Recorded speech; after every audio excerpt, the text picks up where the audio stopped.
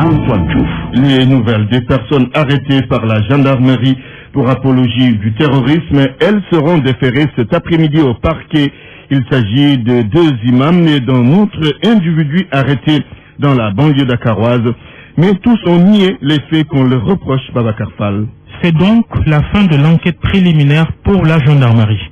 Les enquêteurs de la section de recherche ont auditionné séparément les 3 suspects et tous ont nié les faits qui leur sont reprochés. L'imam Dao et l'imam Sal ainsi que le 3e homme arrêté à Khariala à Dakar ont tous dit pendant leur interrogatoire qu'ils n'ont aucun lien avec des groupes terroristes. Et pourquoi dans vos prêches vous semblez encourager le djihadisme, leur auraient demandé les enquêteurs. Les imams ont répondu que l'objet de leur discours n'était pas de faire l'apologie du terrorisme. C'est maintenant au procureur de décider du sort des 3 hommes après leur déferrement. Une source évoque la probabilité d'un retour de parquet. Le procureur pourrait demander un approfondissement de l'enquête préliminaire et dans ce cas, le dossier tombe dans les mains de la police. Babacar Fall, il faut préciser qu'en ce qui concerne les 2 femmes arrêtées à Guédiawaye, elles sont dans les locaux du commissariat central de Dakar. Affaire Bassirou Faye, le procès doit pouvoir se tenir ce mois de novembre ou bien en décembre. C'est une révélation de l'avocat de la famille de l'étudiant tué le 14 août 2014. D'après M. Hassan Diomandiaï, il n'y a plus d'obstacle juridique. La robe noire ajoute que quand le président de la République parlait de la tenue du procès en octobre, il n'avait pas toutes les données requises. M. Hassan Diomandiaï, joint par El Hadji Ogoudienne. Du point de vue de la séparation des pouvoirs, ne pouvait pas se prononcer sur une éventuelle date de l'audience, mais au-delà de cela, il n'a pas tous les paramètres qui lui permettent de donner une date exacte. L'affaire est entre les mains de la justice. En principe, l'exécutif, dans le cadre d'une information, n'a pas de mainmise sur la procédure. Donc, pour nous, il n'a jamais été question de se focaliser sur cette date avancée par le président de la République. L'affaire suit son cours. La chambre d'accusation vient de s'appuyer sur l'appel du procureur de la République. Nous ne savons pas s'il y a un pourvoi en cassation. Donc, même à notre niveau, nous ne sommes pas à mesure aujourd'hui de vous dire quand est-ce que l'audience aura lieu, a fortiori un président de la République qui est en dehors de cette procédure. Apparemment, rien ne s'oppose plus à ce que l'affaire soit enrôlée, sauf appel du parquet, et jusqu'à ce jour, nous n'avons pas de notification d'un pourvoi, sauf pourvoi du procureur général, près la cour d'appel de Dakar, et à ce jour, nous n'avons pas connaissance d'un pourvoi qui ait été formé. À partir de ce moment, je crois que c'est une question administrative d'enrôlement qui va se poser, mais nous espérons raisonnablement, nous pouvons s'attendre raisonnablement à ce que l'affaire soit enrôlée fin novembre ou au plus tard au mois de décembre. Maître Hassan Diomandiaï, avocat de la famille de Bassirou Faye. Sangalkam, les personnes blessées lors d'affrontements entre éleveurs et agriculteurs pensent leur rappeler. En attendant, la gendarmerie suit l'affaire et dans la famille des victimes, on ne comprend pas pourquoi ceux qui étaient arrêtés soient aujourd'hui libres. Isidore Alexandre Sen. Ousseinou et Biram Ndiaye, 2 victimes. L'un a reçu 1, 2, puis un 3e coup de couteau. L'autre, 2 coups sur les mains. Au milieu de leurs amis, proches et parents, les 2 frères pensent leur plaie chez eux après les premiers soins à Rufisque. Ils sont visiblement affaiblis par la douleur. On lui a scellé 3 coups. 1 sur la main gauche, 1 sur la main droite, sur la tête aussi. J'ai entendu des gens crier en disant qu'ils ont tué Biram. Il y avait du sang un peu partout.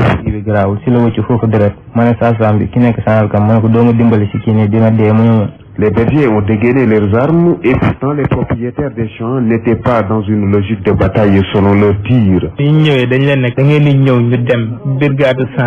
Joint au téléphone, Oumarba, chef de village de Ngondouf, et proche parent des bergers pour empêcher. D'après lui, tout a été provoqué par les cultivateurs car ne sachant pas qui aurait dévasté leurs champs. Au bout du fil, je cite, il déclare « Laissons l'affaire entre les mains de la justice ». Fin de citation. La gendarmerie, elle s'est saisie de l'affaire, sauf que la famille Ndiaye commence à se poser des questions. Pape Ndiaye, frère d'Ousseinou et de Biram, ne comprend pas pourquoi le père de l'un des bergers en cavale soit libéré après son audition à la gendarmerie. Des informations recueillies à Sangalkam précisent que des batailles rangées entre éleveurs et cultivateurs sont devenues monnaie courante dans la zone. Isidore Alexandre Sel, Sangalkam, RFM. RFM, fréquence de modulation 94.0, la radio en puissance.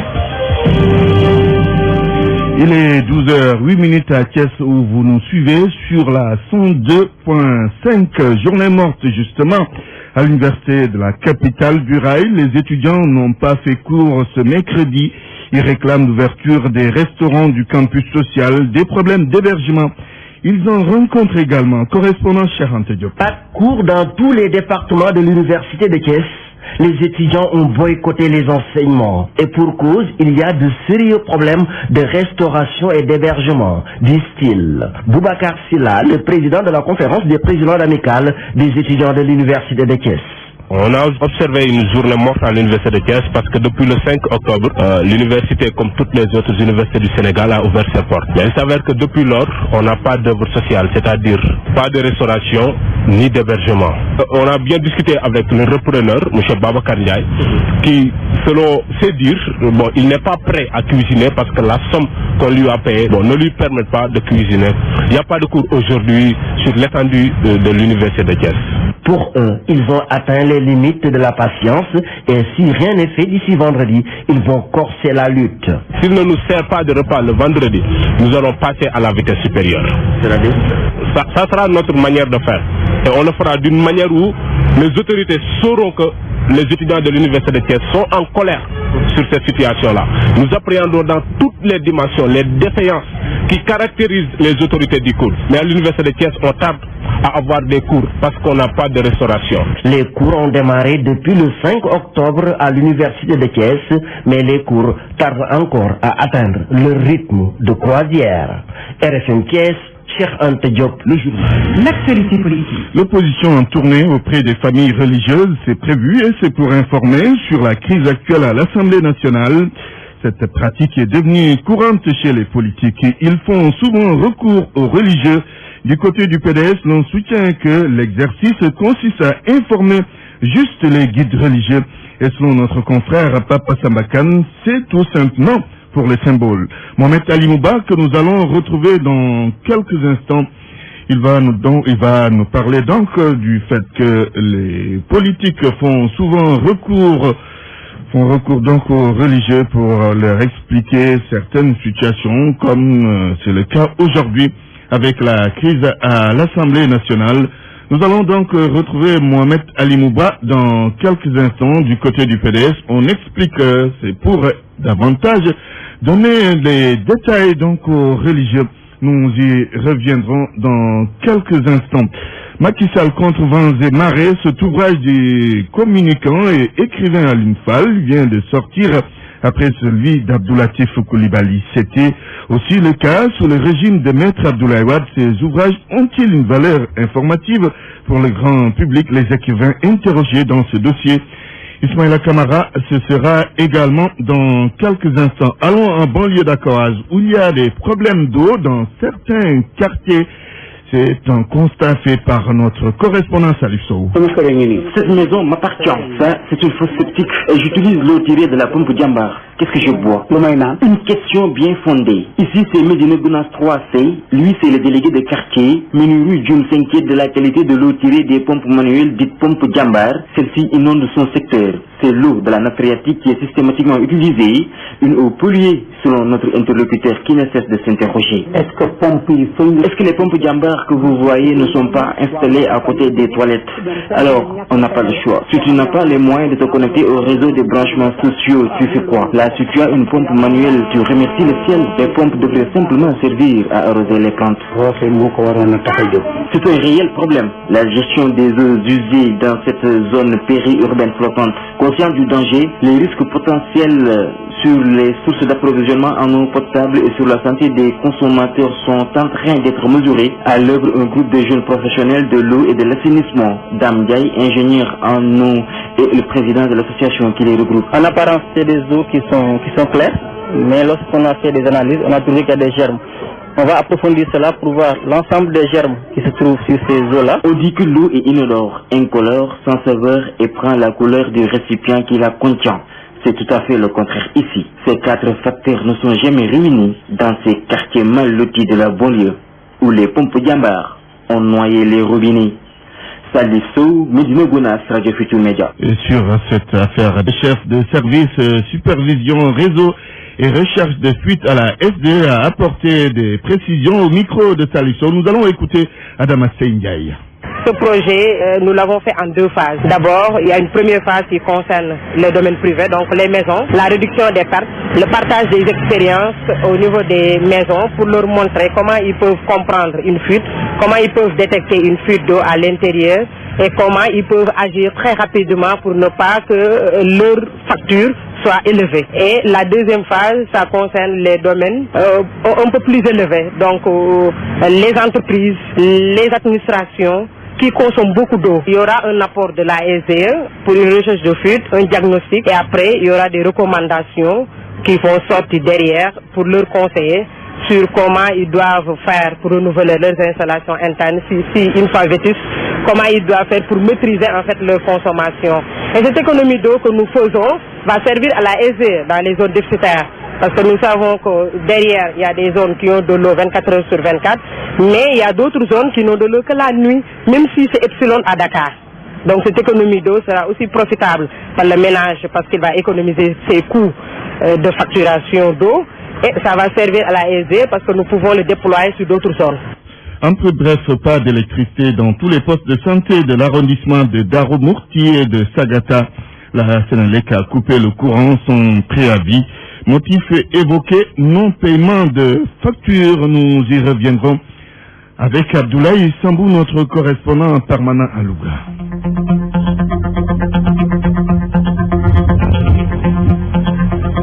L'actualité internationale.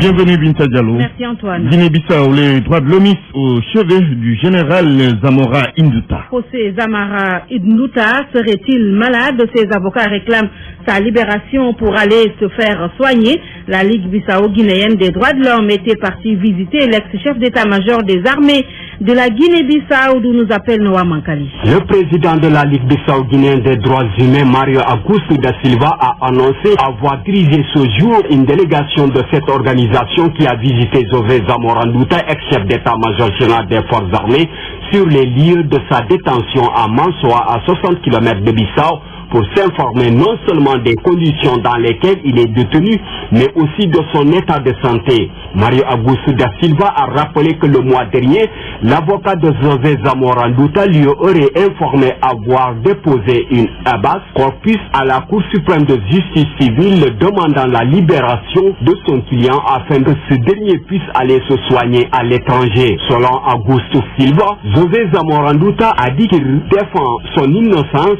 et qu'il a confiance à la justice qui sera en mesure de clarifier l'accusation qui pèse sur lui d'être le leader d'une tentative de putsch militaire présumée le 21 octobre 2012 qui a occasionné la mort de plus de 5 personnes. José Zamora Indouta est accusé par la justice militaire d'un crime terroriste contre l'État, de tentative de renversement de l'ordre constitutionnel et d'assassinat. Chef présumé de la tentative de coup d'État de 2012 a été accusé par le tribunal militaire. José Zamora Indouta, on le rappelle, est arrêté depuis le 22 septembre dernier en détention provisoire. Nouaman Bissau, RFM. En Guinée-Conakry, Binta Diallo, le président Alpha Condé fait dans la concertation. Avec les hommes politiques, y compris ses adversaires, on parle de l'éventualité même d'une mise en place d'un gouvernement d'union nationale. Information non encore officielle. Le président Condé a déjà reçu Sidia Touré de l'UFR et Marie-Madeleine Diabaté des écologistes, et les concertations se poursuivent à Conakry. Antoine. Burkina Faso, c'est bien cela. Chaque candidat reçoit 25 millions de francs CFA de l'État en direction de la campagne électorale. Ils sont au total 14 candidats qui se préparent à la présidentielle et aux législatives du 29 octobre prochain. 25 millions de francs CFA, c'est ce qu'a offert le gouvernement de transition du Burkina à chaque candidat. Nous y reviendrons avec Seynabou Diédhiou. En Centrafrique, le Conseil national de transition demande la réhabilitation des forces armées. Seule condition face à la montée de la violence dans la capitale Bangui, il faut, et dans les plus brefs délais, que les forces armées centrafricaines soient réhabilitées, a déclaré le Conseil national de transition. Nous y reviendrons également avec Mariama Goudjabi. Merci Binta Diallo pour cette page internationale. Parole aux auditeurs. L'actualité, qu'en pensez-vous? Moi, je pense que vous devez. Réagissez dans nos éditions d'information sur l'actualité. Bonjour. Oui, bienvenue sur cette antenne de RFM. Du lundi au vendredi, vous avez la parole sur RFM. Point de vue sur le problème des indemnités fonds communs dans l'administration. Vous aurez la parole dans quelques instants. RFI Sport.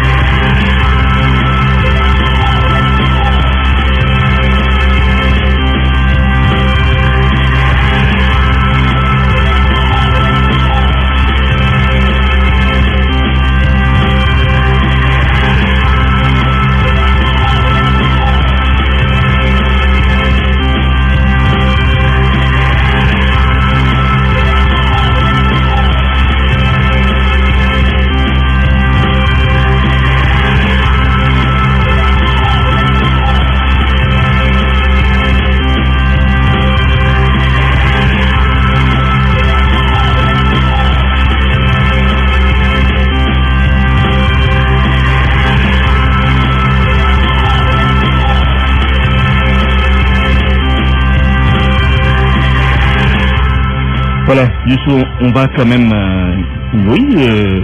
présenter la page des sports malgré les difficultés techniques que vous avez sans doute notées. On y va? Oui, on va parler d'abord de l'ancien président de la Fédération d'athlétisme, Lamine Diack, la Fédération internationale, et son conseiller juridique, Abil Cissé, a été entendu par un juge qui s'appelle Renaud Van Riebeck.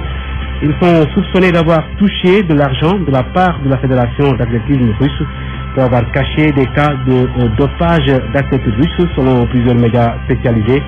Une information judiciaire a été ouverte au parquet national financier pour corruption. Hier, le juge Van Riebeck a perquisitionné le siège de la Fédération internationale d'athlétisme à Monaco. Une troisième personne est en garde à vue à Nice. L'actuel président de la Fédération internationale d'athlétisme, Sébastien Coé, a été lui aussi auditionné par ce juge.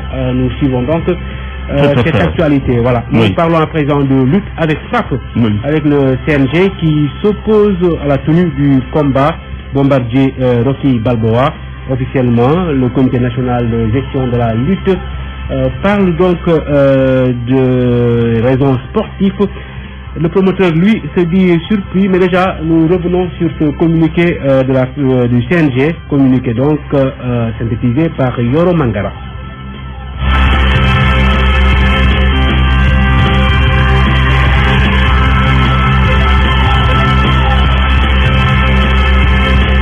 Nous allons tout à l'heure donc suivre Yoro Mangara en attendant la réaction de Serigne Mour, qui est un journaliste spécialisé en lutte. Il estime que au plan sportif, le CNG a raison, même si juridiquement le combat peut se tenir. Je vous propose de suivre Serigne Mour. D'une part, on peut donner raison au CNG. On ne peut pas sortir du néant pour demander à disputer un combat d'une telle dimension. Et à vrai dire, quand ceux qui connaissent la lutte sénégalaise et qui connaissent les champions sénégalais ignorent tout de Rocky Balboa, à part des documentaires venus d'Europe qu'on nous a présentés avec des combats montés on ne sait comment, avec des adversaires qui n'ont vraiment qui sont inconnus au bataillon.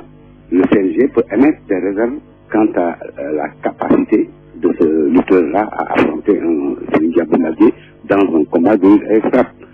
Bombardier a fait ses preuves au Sénégal. Quand le promoteur achète la licence du CNG, il y a deux catégories de licences. Il y a la licence pour la lutte sans frappe, qui coûte, je crois, 100 000 francs, et la licence pour la lutte avec frappe qui coûte 500 000 francs. Dès lors, il a le droit d'organiser toutes sortes de combats qu'il veut ici à Dakar. L'essentiel, c'est que les lutteurs qui seront les protagonistes de ce combat-là possèdent la licence du CNG. Quand tous les deux lutteurs ont la licence du CNG, le CNG ne peut plus s'opposer à la tenue du combat, sauf si un des lutteurs traîne une maladie dangereuse comme l'hernie ombilicale. Nous allons donc revenir à présent sur les raisons évoquées officiellement par le CNG pour s'opposer à la tenue du combat Bombardier Rocky Balboa. C'est avec Yoro Mangara. N'importe qui ne peut se lever un beau jour sans avoir fait ses preuves dans la discipline et défier les champions de la lutte du Sénégal. Ce sont les termes utilisés par le Comité national de gestion de la lutte dans son communiqué. Il ajoute que ce n'est pas conforme à la réalité de la lutte sénégalaise, une discipline qui, selon le CNG, veut qu'un athlète fasse ses preuves avant d'avoir l'opportunité de croiser les meilleurs. ce qui n'est pas le cas de Rocky Balboa, qui n'a pas encore combattu dans l'arène sénégalaise ici. Le lutteur établi en Suisse a longtemps souhaité se frotter au ténor de l'arène. À plusieurs reprises, Rocky Balboa a défié Balla Gaye 2 à l'époque roi des arènes, mais en vain. Aujourd'hui, le chef de file de l'écurie suisse Coloban a atteint son objectif, affronter un roi des arènes en titre, en la personne de Bombardier. Sur nos ondes, le camp de B52 a reconnu le manque d'enjeux sportifs lié au combat contre Rocky Balboa, mais selon Pape Dia, frère du lutteur de Mbour, le promoteur a payé un cachet que Bombardier n'a jamais perçu depuis le début de sa carrière. Le promoteur, donc, joint par la RFM, s'est dit surpris par cette décision du CNG, tant plus qu'il y a eu un lutteur espagnol, Juan, qui a donc combattu dans l'arène. Ce sont donc les mots du promoteur qui est actuellement en réunion. Il va donc réagir certainement dans nos prochaines éditions. Nous parlons à présent football avec le tournoi de l'UFOA. Les équipes nationales du Sénégal et de la Gambie sont déjà à Saint-Louis. Les Lions olympiques peaufinent leur préparation à 24 heures du démarrage du tournoi. La correspondance à Saint-Louis de Mohamed Nabissila. Les équipes nationales du Sénégal et de la Gambie sont sur place depuis 2 jours. Ils tiennent leur séance d'entraînement au stade Mawadouat. Serigne Saliou Dia, le coach du Sénégal, explique que ce tournoi est important pour le pays organisateur. L'objectif premier, c'est le CHAN, comme on dit, parce que le CHAN qui est qualifié aux Jeux Olympiques. Donc ce tournoi est une aubaine pour nous, parce que ça va nous permettre un peu d'évaluer un peu ce qu'on a fait de faire depuis le début. C'est tout le temps pour avoir la meilleure équipe possible. Je pense que le CHAN, c'est une compétition très relevée. Il faut avoir les meilleurs Sénégalais. Donc, on est là, on attend le tournoi. Je pense qu'il y a Gambie qui est encore là. Donc, on attend avec impatience les autres équipes. Donc, je pense que ça va être une bonne chose pour nous, comme on dit, pour essayer de changer le groupe, changer le travail et pour se projeter aussi vers l'avenir qui est le CHAN. Sur les 2 séances déjà tenues, un travail d'atelier est privilégié. Aujourd'hui, on a un peu travaillé sur nos principes de jeu. À savoir, tout le temps essayer d'avoir le ballon. Parce que nous, on a une philosophie qui est tout le temps essayer d'avoir le ballon. Mais quand tu veux avoir le ballon, tu dois être capable, quand tu le perds, d'aller chercher un pressing. Donc, c'est ça qu'on travaille. Après, on a un peu travaillé aussi les autonomies sur le plan offensif. Depuis la sortie de ballon, de défense, les relations entre les lignes. C'est une fois sur l'opposition pour essayer de mettre un peu les jeunes en jambe. Les 2 autres équipes, à savoir la Guinée-Bissau et le Libéria, sont toujours attendues à Saint-Louis. RFM Saint-Louis. Mohamed Nabissila. Le tournoi de l'UFOA qui démarre donc demain à Saint-Louis. Nous terminons avec la Ligue des champions en Europe. La 4e journée, la suite ce soir, 19h45, le choc entre le Bayern Munich et Arsenal. À l'aller, les Allemands avaient perdu par 2-0. Et puis Chelsea aussi qui reçoit le Dynamo de Kiev, AS Roma, Bayer Leverkusen, FC Barcelone, Bate Borisov. Entre autres matchs à suivre ce soir à partir de 19h45, Antoine. Merci Youssouf Bodian pour cette page des sports et toutes nos excuses pour ces problèmes techniques.